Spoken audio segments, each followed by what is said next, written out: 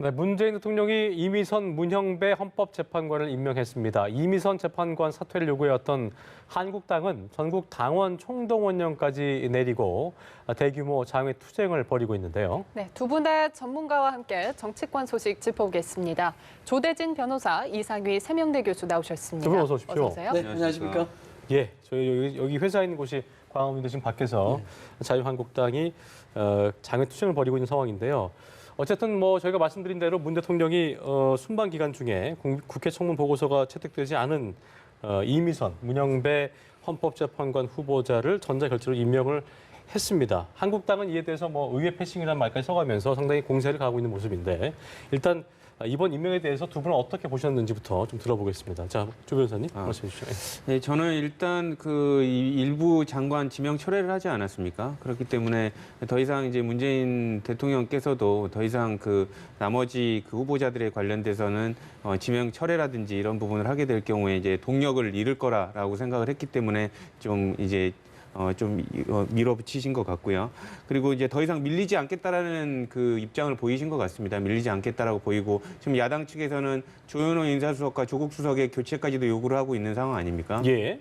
그러니까 그런 상황에서 그런 부분 인사 라인에 대한 책임까지도 묻지 않고 어쨌든 관련된 헌재 재판관에 대한 공백을 메꾸기 위해서 그 임명을 강행하겠다라는 입장으로 임명을 한 걸로 보입니다. 네, 이 교수님은 어떤 의미로 보셨어요?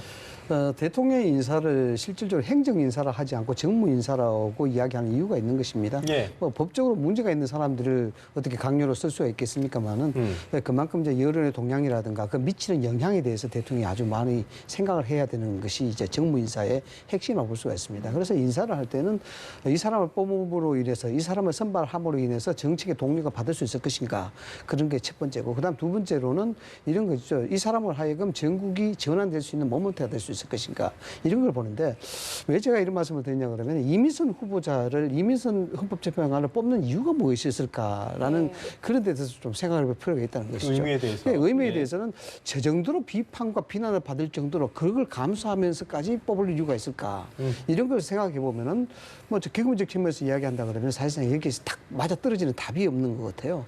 그래서 그런 걸 갖다가 굳이 결론을 낸다 그러면은 참모진들이 이 부분에 대해서 좀 나이브하게 생각하시지 않았느냐. 그러다 보니까 이것이 불거지고 정치권에 아주 정쟁의 아주 핵심적인 요소로 이제 떠오를 수밖에 없었다. 그 답이 없다는 얘기는 새로운 인물을 살펴볼 시간이 없다는 건지 어떻게 좀 공백 때문에 그런 건지 뭐 그렇죠. 제가 봤을 때는 이건 이제 이 내용이 야당의 공격을 아주 강하게 받을 정도로 심각한 것이다. 이런 부분을 알고 있었느냐 모르고 있었느냐의 문제라는 것이죠. 법적으로는 문제는 없지만 대통령 인사라는 것이 법적으로 문제 있어서도 안 될 뿐더러 그렇죠. 영향을 어떻게 줄 수 있느냐 이것이 관건인데 청와대에서 그걸 판단을 잘못했다라는 그런 기조를 이제 해석할 수가 있는 것이죠. 좀 편하게 봤다는 것이죠. 법적으로 문제 없으니까 뭐 이것이 어떻게 했느냐 이래 보는 것인데 청문회라든가 인사에 대해서 국민을 바라보는 시간은 그게 아니죠. 아니는 그런 측면에서 굳이 이미선 헌법재판관을 저렇게 무리하면서까지 할 필요가 있었을까라는 그런 문제라는 겁니다. 그런 측면에서 본다 그러면은 쉽게 이제 간단하게 결론을 내자 그러면은 대통령 입장에서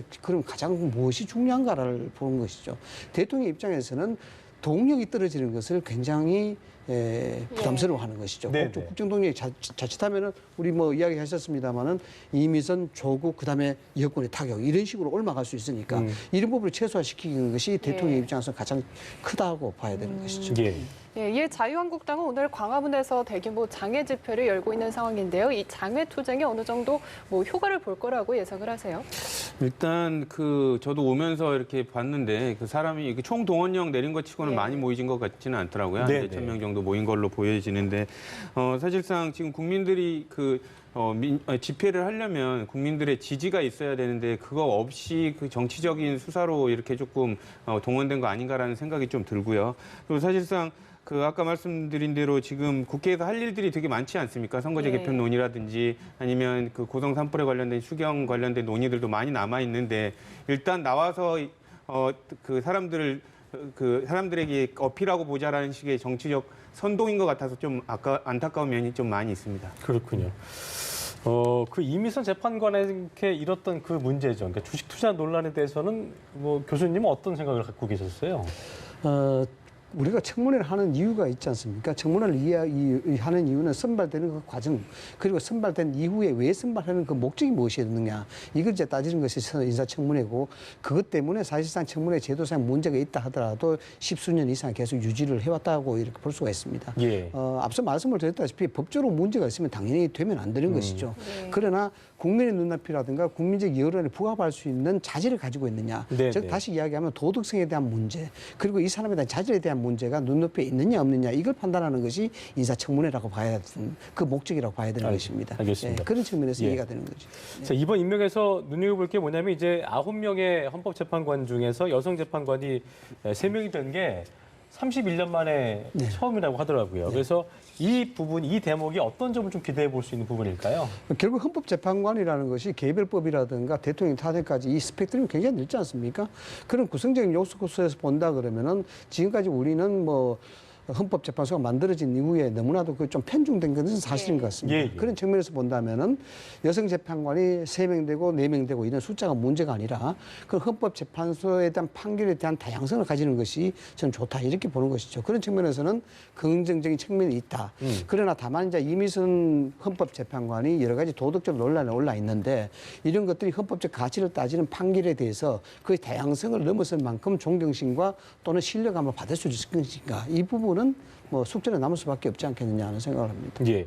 그동안 그 이른바 뭐 서호남, 서울 또 50대, 서울대 50대 남성인데 재판관 라인업이 이제 서호남으로 점철돼 오던 그림이 좀 깨진 건데 일단 이건 어떤 의미가 있다고 좀 보고 계세요? 어쨌든 헌법재판소가 지금 사법기관 중에 최고의 그 판단을 내리는 기관이기 때문에 예. 어쨌든 그 구성에 대해서 사람들의 관심이 있을 수밖에 없는데 이때까지는 어떻게 보면 성별이라든지 출신으로 이렇게 특정 지을 수 있는 그런 부분들이 있었거든요. 근데 이런 부분들을 어떻게 보면 그 새로운 후보자, 이미선 후보자가 깨뜨렸다고 볼 수도 있고요. 뭐 최연소이기도 하고 또 여성의 3번째 또 여성 재판관으로 또 임명이 됐기 때문에 아까 말씀 주신 대로 헌법재판소의 그 여러 가지 다양성을 담보하고 여러 가지 국민들의 요구에 회답하는 데 있어서는 아주 긍정적인 인사라고 저는 보여집니다. 예. 예, 민주당 같은 경우에는 다양성을 강조하고 있고 또 한국당은 진보 편향성을 주장을 하고 있는데 이렇게 여야의 평가가 엇갈리고 있는데 어떻게 보고 계세요? 우리나라의 정치적 체제 하에서는 이런 논의가 당연하다고 봅니다. 예. 왜냐하면 미국이라든가 유럽 같은 데에는 뭐 우리 변호사님 잘 아시겠습니다만은 연방 대법원의 재판관이라든가 법을 가지는 사람들이 가지고 있는 이념적 다양성 이 부분들은 쉽게 인정하는 편이거든요. 뭐 그런 측면에서 뭐 영화도 많이 발표가 되고 상영되고 했습니다만은 그러나 이제 미국 같은 사회와 우리하고 좀 다른 것이 아직까지도 진보와 보수 즉 이데올로기적 개념 자체가 아직 상존해 있다는 것입니다. 이 분단 국가로서 그런 측면이기 때문에 정치적 이데올로기는 진보 보수의 가치가 계속 이어지고 있기 때문에 이런 상황에서 헌법재판관들의 이념적 편향성 자체는 야권의 입장에서는 당연히 이제 제기할 수밖에 없는 그런 입장이다. 왜냐 그러면은 지금 헌법재판소 9명 중에 과반수가 5명이라는 숫자 자체가 민변이라든가 우리법 연구회라든가 진보 성향을 가지고 있단 말이죠. 그런 측면에서 본다 그러면 야권 입장에서는 우리나라 정치적 체제에서 사법적 체계에서 이념적 편향성을 이 정도 두면은 어떻게 여기에 대해서 재판에 대한 신뢰성을 담보할 수 있겠느냐 이런 식으로 이제 이의를 제기하는 것이죠. 예. 예, 이 이미선 임명의 여야정 협의체까지 물 건너간 게 아니냐 이런 목소리도 나오고 있는데 문제는 바른미래당까지 부정적인 입장이라 쉽지 않은 상황으로 보이는데 어떻게 뭐 출구 전략이 있을까요? 일단은 뭐 지금 당장은 보이지 않을 것 같고요. 왜냐하면 이제 그 문재인 대통령께서 그 야당에서 제일 반발하고 있는 이미선 후보자에 대한 임명을 강행을 해버렸기 때문에 당장은 출구 전략을 찾기가 참 쉽지는 않을 것 같습니다. 근데 하지만 지금 문재인 대통령이 취임하고 나서부터 여야정 협의체를 활용을 하려고 하는 그 진심 어린 의사를 많이 표명을 해왔기 때문에 예전에 지금 한 번 열리고 나서 계속 열리지 못하고 있지 않습니까? 그렇기 때문에 야당이 어쨌든 장외 투쟁하는 것도 중요하지만 그 그라운드 안에 들어와서 논의를 하려는 그러한 최소한의 노력은 좀 필요할 것으로 보입니다. 네, 아까 보니까 재판관과 구성 관련돼서 하실 말씀이 있었던 것 같은데 일단 뭐 한 말씀 해주시죠. 그 재판관 구성 관련해서 이걸 이념적 편향성이라고 얘기를 하는데 꼭 이념적 편향성이라고 볼 필요는 없을 것 같고요. 다양성이 더 맞는 얘기라고 생각을 합니다. 예를 들면 이전 정부의 박근혜 전 정부 때를 비교를 해보면 상당히 그 당시에는 보수적인 그 재판관들이 많다고 했거든요. 했거든요. 예. 그럼에도 불구하고 그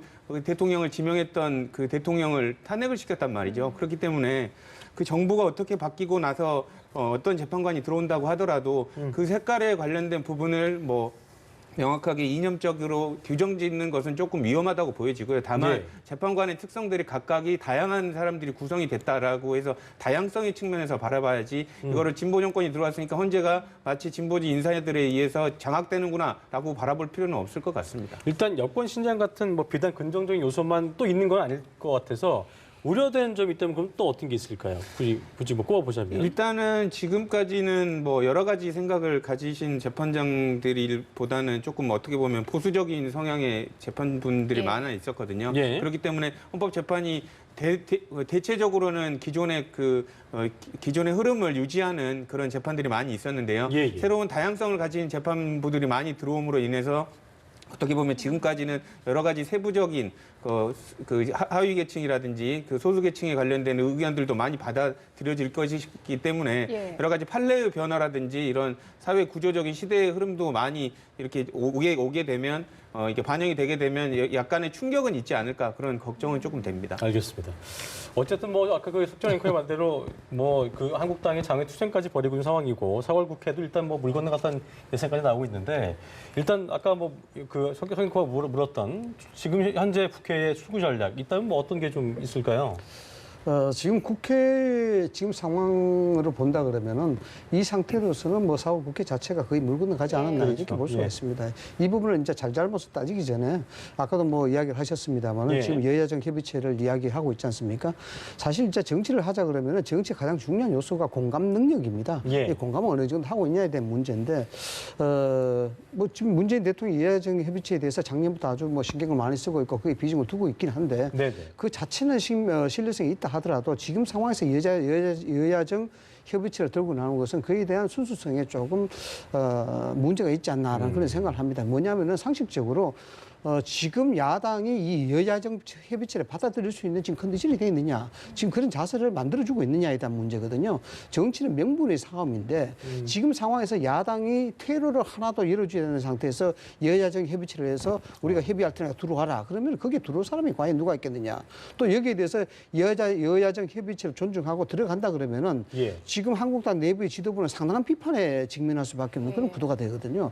그런 것을 본다 그러면은 여야정 협의체를 문재인 대통령이 이야기했지만 여기에 들어오지 않으면은 결국 정쟁에 대해서 여권의 정책이라든가 청와대 정책의 발목 잡기 형태로 한국당이 낙인 찍힐 수밖에 없는 그런 입장이 된단 말이죠. 그런 측면에서 문재인 대통령이 이 상황 인사에 대한 난명상을 보이고 있는 그런 상황에서 여야정 협의체를 통해서 이걸 난국을 타개한다. 이 얘기 자체는 그냥 일종의 레토릭 수준이다. 저는 그렇게 그러면 보는 지금 거죠. 대치정국에서 어쨌든 당청 간에 뭔가 당청 입장에서 뭔가를 좀 접어줄 필요가 있다고 좀 보시는 거예요? 네, 그렇죠. 지금 현재 기본적으로 따지자 그러면 청와대 입장으로서는 정무수석이 이 부분을 어떻게 설득시켜 나가느냐 예. 이런 부분이 있습니다. 자, 이런 상황에서 뭔가 명분을 줘야 되는데 지금 상황에서 지금 한국당이 숫자가 어떻게 됐든지 간에 광화문 광장에 지금 나가서 여기에 대해서 장외 투쟁을 하고 있는 상황입니다. 이 상황 자체를 단순히 한국당이 여기에 대해서 뭐 지지적 결집을 위해서 하는 것은 아니거든요. 여러 가지 정치 표현의 수단의 한 방법으로서 하고 있단 말이죠. 네. 그 원인을 누가 줬느냐? 그냥 한국당이 그냥 스스로 하진 않는 겁니다. 이게 빌미가 있기 때문에 하는 것이거든요. 이런 부분들에 대해서 청와대가 어떤 소통의 노력을 해왔느냐 이 부분이 기본적으로 중요한 것이고 또 여기에 따라서 이제 여당도 뭔가 테이블에 올라올 수 있는 정도의 어떤 이야기거리 또는 그에다 소스 뭐 소재는 줘야 되는데 전혀 네. 지금 여기에 대해서 한치의 양보가 없으니까 네. 야당으로 하여금 야당의 입장에서는 뭐 장외투쟁이를 통해서라도 이런 걸 관철시키는 노력들을 한다는 것이죠. 한국당의 목소리를 들어줄 필요가 있다. 이에 대해서 변호사님 어떻게 좀 듣고 계세요? 일단 뭐 방금 말씀 주신 대로 청와대나 뭐 그 민주당 같은 경우 여당이 그 자유한국당의 그런 어떻게 보면 푸념을 좀 들어줘야 될 필요가 있다라고 말씀을 하셨는데 예. 사실상 그렇게 받아줄 여지가 있는 부분이 많이 없습니다. 지금 자유한국당이 여러 가지로 지금 반대를 하고 참여를 안 하고 있는 이유 중에 하나가 공수처랑 뭐 선거제도 개혁에 관련된 부분에 있어서 뭐 패스트트랙으로 올리지 못하겠다라는 부분이거든요. 근데 이런 네네. 부분들은 대부분 국민들이 되게 요구를 하고 있는 부분입니다. 그렇기 때문에 이런 부분들 관련해서 여러 가지 세밀한 부분들을 야당의 입맛대로 이렇게 조정해 준다는 것은 국민들의 의사에도 맞지 않기 때문에 그런 부분들을 단순한 협의를 하기 위해서 내어준다 이런 것 자체는 어차피 그 논의를 위한 논의의 장만 만든다는 점에서 무용하다고 보여집니다. 예. 예. 뭐 한편 자유한국당 윤리위원회가 이 김순례 최고위원과 또 김진태 의원에 대한 징계를 매듭을 지었습니다. 네. 솜방망이 징계다 이런 지적이 나오고 있는데 어떻게 보세요?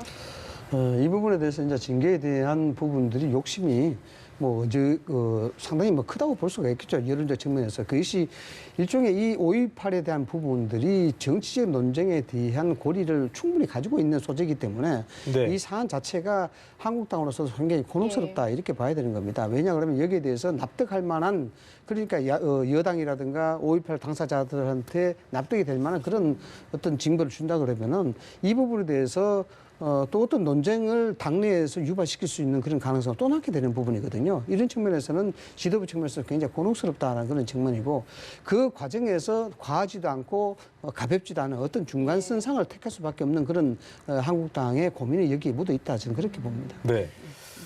주목되는 게 이제 김순례 최고위원회 그 최고위원직 여부 그 유지 여부인데 뭔가 이게 당원 당규상에 이런 뭐 관련된 명확한 규정이 있는 것도 아니기 때문에 어떤 당 지도부의 어떤 정치적 판단이 필요하다 그런 관측이 나오고 있는데 어떤 뭐 황교안 대표의 의중이 좀 반영된다고 봐야겠죠? 어떻게 좀 봐야 이게 될까요? 황교안 대표의 시험대라고 저는 보여지는데요. 황교안 대표가 이제 5.18에 관련된 부분의 인식을 어떻게 바라보고 있느냐, 그리고 또 이 5.18에 관련된 부분들을 그 국민들이 어떻게 느끼고 있느냐에 대해서 부응할 수 있느냐에 관련된 결정을 하는 이런 단계라고 보여지는데 네. 사실상 만약에 지금 현재로서 나온 그 징계 자체도 사실상 솜방망이라고 지금 비판을 받고 있는 상황 아닙니까? 네. 그런 상황에서 김순례 최고위원에 관련된 부분도 황교안 대표의 의중이 많이 반영될 텐데 최고위원직을 당직을 박탈하지 않고 계속 유지하도록 한다면 국민들의 그 대부분의 의사와는 동떨어진 것이라고 볼 수가 있는 거죠. 예.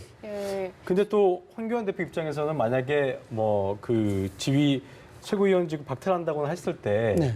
지지층의 어떤 그런 그 이탈이라든가 그런 어떤 충분히 원성을 좀 할 수가 고려할 수 있죠. 있겠죠. 앞서 제가 말씀을 드렸습니다만 이 5.18에 대한 부분의 역사적인 보편 타당성 이걸 차치하고더라도 논점의 정치화가 돼 있는 부분이 예. 있습니다. 있기 때문에 여기에 대해서 조금 이탈되면은 여기에 5.18 민주화 그 자체를 부정하는 세력이 되는 것이고 또 여기에 대해서 강조하는 쪽은 오히려 5.18 민주화를 추진하는 선한 세력이 될 수가 있는 예. 이분법적 구도가 여기에 도사리고 있습니다. 이것이 이제 논점의 정치화라는 것인데 이 부분에서 자유한국당이 굉장히 곤혹스럽다는 것입니다. 말씀하셨다시피 이 부분에 대해서 중계를 가장 강하게 하는 뭐 예를 들어서 뭐 제명이라든가 이런 조치를 하게 되면은 이 부분에 대해서 여론을 환기될 수 있는 그런 노력은 있겠으나 이 부분에 대해서 당내에 대한 갈등은 굉장히 심하게 될 수밖에 없죠.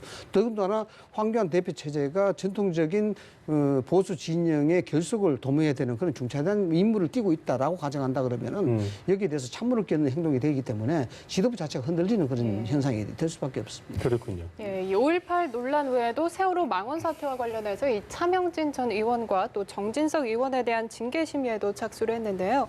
뭐 어느 정도의 처분이 나올 것으로 예상을 하세요? 좀 이제 걱정스러운 게 황교안 대표가 아까 5.18 관련된 망언에 관련해서도 상당하게 빠르게 징계를 내린 편은 아니었거든요. 상당히 좀 어떻게 보면 뭉개고 있다가 솜방망이 징계를 내린 거 아니냐라는 이런 비판이 있는데 지금 그 세월호 망언 관련해서도 벌써 윤리 소집을 통해서 결정을 내리려면 벌써 결정을 내릴 수 있는 상황이었는데 시간이 좀 끌고 있는 걸로 봐서는 또 비슷한 솜방망이 징계가 나오지 않을까라는 그런 우려의 목소리를 또 드릴 수 있을 것 같습니다. 어떻게 예상하세요? 네. 뭐 정진석 의원은 현역 의원이고 차명진 의원은 전 의원인데 의원이기 때문에. 어쨌든 당협위원장의 예. 신분을 갖고 있습니다. 처벌에 대한 부분을 빨리 신속하게 결정하고 하는 것은 좋겠죠. 이게 이제 일반적인 상식입니다. 그러나 실제 현실 정치에서 현역 의원이나 당협위원장에 대한 윤리를 징계를 한다는 부분이 그렇게 쉽지는 않습니다. 왜냐 그러면은 여기에 대해서 당내에 대한 여러 가지 사정도 봐야 되는 부분이고 이 부분이 여론에 영향을 미칠 만큼 어느 정도 수준이 돼야 되는가 이런 법리적 내부의 당헌 당규의 해석도 해야 되는 부분이고 그렇게 빨리 서둘 수밖에 없는 서두지 못한 그런 어떤 어려운 점도 충분히 있다 봐야 되겠죠. 차 의원 같은 경우는 내년에 이제 그 전 의원 같은 경우는 네, 이제 총선에도 예. 나올 수 그렇죠. 있잖아요. 근데 그 부분에 대해서는 어떻게 좀 이번 문제로 인해서 뭐 어떤 문제가 생길까요? 타격이 받을 수가 있겠죠. 네. 왜냐 그러면 여기 여론에 좋지 않은 영향을 줬지 않습니까? 예. 네. 좋지 않은 영향을 줬는데 물론 여기에 이 세월호 같은 경우도 정치적 본질과는 달리 정치적인 논점화가 돼 있기 때문에 뭐 국회의원의 입장으로서는 또는 정치가 입장에서 여기에 대해서 어떤 의견을 피력할 수 있는 그런 자유는 있겠죠. 그러나 이 부분들이 보편 타당한 가치에 반했기 때문에 이 부분이 당에 표현이 악영을 줬다. 과격했죠. 그렇죠. 이게 예. 보편 타당한 부분에 조금 과했다. 이런 측면에서 이제 징계 절차에 이제 올라갈 수밖에 없는 건데 여기서 잘못되게 되면은 일종의 차명제에 의하면 정치적 치명상이 있게 되는 겁니다. 이게 출마를 못하게 되는 형태가 있는 것이죠. 그렇다면 강하게 어떤 징계가 나와야 될까요? 그렇죠. 여기에 대해서 비판에 대한 부분이 있다 하더라도 징계에 대한 부분은 사실 차갑게 해야 되는 것이 당내 사정이라는 것입니다. 이 부분을 지금 여론이 비등하다 그래서 물론 정당이라는 것이 여론을 봐야 되는 부분이 중요하겠습니다만은 여기에 대해서 과연 그에 대한 가치가 진짜 이만큼 우리가 이 사람의 제명이라든가 국회의원을 못할 정치를 못하게끔 그렇게 네. 강한 조치를 해야 되겠느냐 이 부분은 냉정하게 대한 봐야 그러니까 여론에 온다는 관계없이. 그렇죠. 예. 냉정하게. 징계를 좀 다르게 봐야 된다. 알겠습니다. 예. 이런 가운데 다음 달 황교안 대표가 광주 5.18 행사를 참석을 하겠다 이렇게 밝혔습니다. 그렇습니다. 이번 징계와 무관하지 않아 보이는데 이 정도로 광주 민심을 달랠 수 있을지 아니면 오히려 역효과를 불러일으킬지 어떻게 예상하세요? 저는 이게 개인적인 생각입니다만은 이 정도 징계하시고 만약에 입장 표명을 하실 거면 5.18 행사 참석 안 하시는 게 낫지 않을까라는 생각이 듭니다. 왜냐하면 지금 그 앞에서도 말씀드렸지만 경징계가 그 김진태 의원한테 했던 거는 사실상 경고여서 거의 징계 중에서 끝에 제일 약한 것 중에 하나거든요.